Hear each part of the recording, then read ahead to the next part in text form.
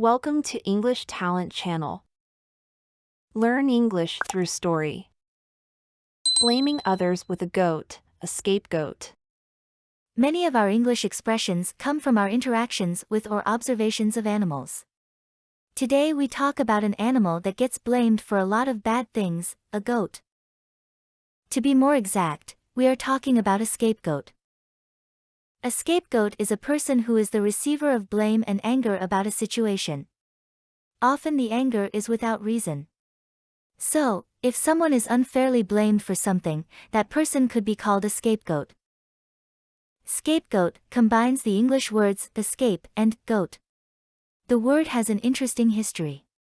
But before we hear that, let's hear the word used in some examples. Just because Tabitha had made mistakes in the past, she became the scapegoat in her family for everything that went wrong. But in fact, her sisters did worse things than she did. The builder of a new apartment building became the scapegoat for changes to the neighborhood. Houses became more expensive and poorer people began moving out. But in reality, wealthy people had been moving into the area for many years. Now, let's talk about the origin. Where does this word come from? Experts with Merriam-Webster say scapegoat is connected to religion. On the dictionary's website, they explain that on a certain religious holiday, ancient Hebrews would sacrifice one goat and lead another one into the wilderness. The goat sent to the wilderness carried all the sins of the people. So historically speaking, a scapegoat is an actual goat that takes on the sins of others. In other words, the goat carried the sins of other people away with it.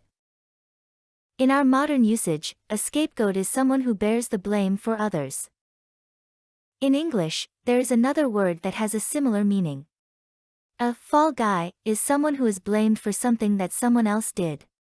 The word fall guy suggests that the person was set up for something they did not do.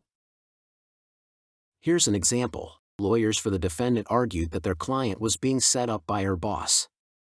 She was simply a fall guy for her boss's crimes. He was the real guilty party. And that's all the time we have for this words and their stories. Until next time.